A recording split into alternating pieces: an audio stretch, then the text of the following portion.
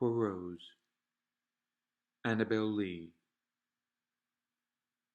It was many and many a year ago, in a kingdom by the sea, that a maiden there lived whom you may know by the name of Annabel Lee. And this maiden she lived with no other thought than to love and be loved by me.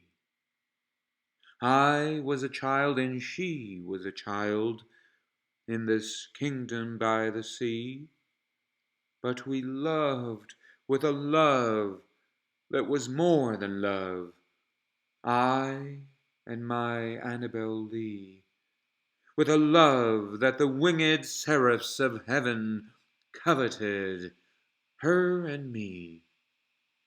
And this was the reason that long ago, in this kingdom by the sea, a wind blew out of a cloud, chilling my beautiful Annabel Lee, so that her highborn kinsmen came and bore her away from me, and shut her up in a sepulchre in this kingdom by the sea.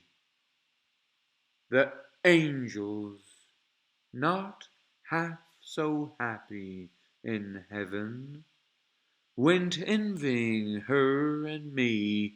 Yes, that was the reason, as all men know in this kingdom by the sea, that the wind came out of the cloud by night, chilling and killing my Annabel Lee.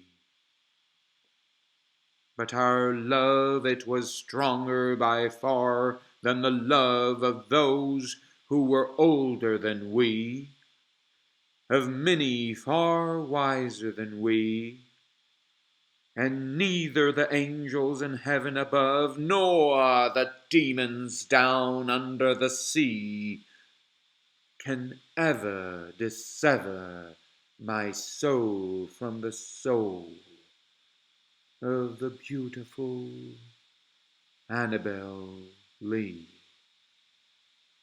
For the moon never beams without bringing me dreams of the beautiful Annabel Lee, and the stars never rise but I feel the bright eyes of the beautiful Annabel Lee.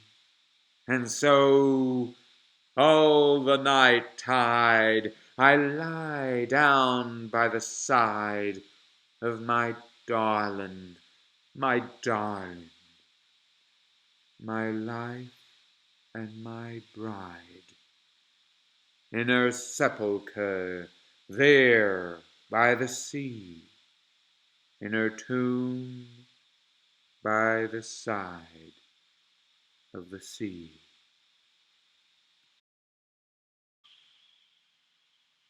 Annabel Lee by Edgar Allan Poe is a composition that bears witness to our capacity to transcend death. In the poem, the speaker, the writer, the poet, recalls a kingdom by the sea. The sea is the sea of death. Beneath the sea, at the bottom of the sea, abide the demons, as we hear. Above that sea of death, well, fly the seraphs, authoritative angels of love, and these angels are envious of a poetic love, the love of the poet. His muse, Annabel Lee, loves him as he loves her, of an innocent love. I was a child and she was a child, says the poet. The seraphs thus envy an innocent love that is not subject to any authority. The authorities on earth imitate the authority that presides over the seraphs in heaven. Both shut up man. We hear that the highborn kinsmen came and bore Annabel Lee away from the poet to shut her up in a sepulchre in this kingdom by the sea, in death. The old wise authorities on earth deny us eternity, deny us access to what is eternal in this world. In doing so, they imitate the seraphs, soldiers of a God who denies us happiness in this life. What alternative does the poet indicate for us? It is an alternative that depends upon the moon, a light that, as if providentially, perhaps providentially, for the poet, surely providentially, shines in the night within death itself. That moon brings dreams to the poet, and it is through the dreams that his love grows stronger. It is through our natural dreams that we transcend death, not simply in dreams, but through the dreams. By dreaming, we fortify our love.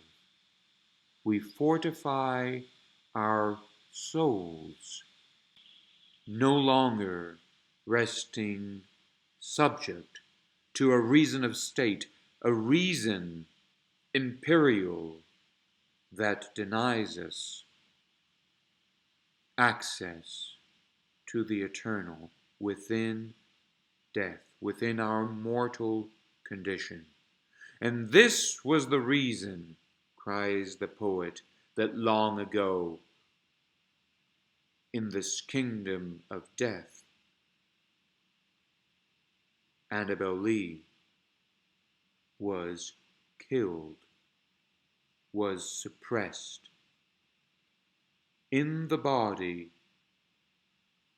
we are crushed, and yet the poet shows that their love, their poetic love, was stronger by far than the love of those authorities who sought to suppress the poetic life. Poetry tells us that the bond between souls is as eternal as the bond between bodies is perpetual. Just as the souls are eternally living in communion, so are the bodies permanently buried together in the kingdom of death. And so the poet says that neither the angels nor the demons, and the two reflect each other, can ever dissever my soul from the soul of the beautiful Annabel Lee. The muse and the poet are indissolubly bound together, not, however, only in the soul, but also in the body, in the flesh. And that is why, in this kingdom by the sea, the poet recognizes himself as a body already dead. Thus he says, and so all the night tide, as he dreams, I lie down by the side of my darling, my life and my bride. He is married thus to Annabel Lee in the soul eternally, and in the body under the sea in death. Thus he recognizes that he is already together with her in the sepulchre. Thus he insists, in her sepulchre there by the sea, in her tomb by the side of the sea. The tomb is none other than the body. Soma, sema, as the Greeks had it. The body is a sign of death. Sema is a sign, but it is also a tomb, a sepulchre. And the body is the sign of mortality, the sign of our death. It is pain for us, and it is precisely by that body, by that sign of death, that the poet recognizes the moon shining within the realm of the dead, within death, within our human condition, and provoking dreams, dreams of the eternal. Now, these dreams alone will not provide salvation, but through the dreams, the souls of men are strengthened, and the bond between souls is consolidated beyond any objection, beyond the envy of authorities, beyond the jealousy of any God.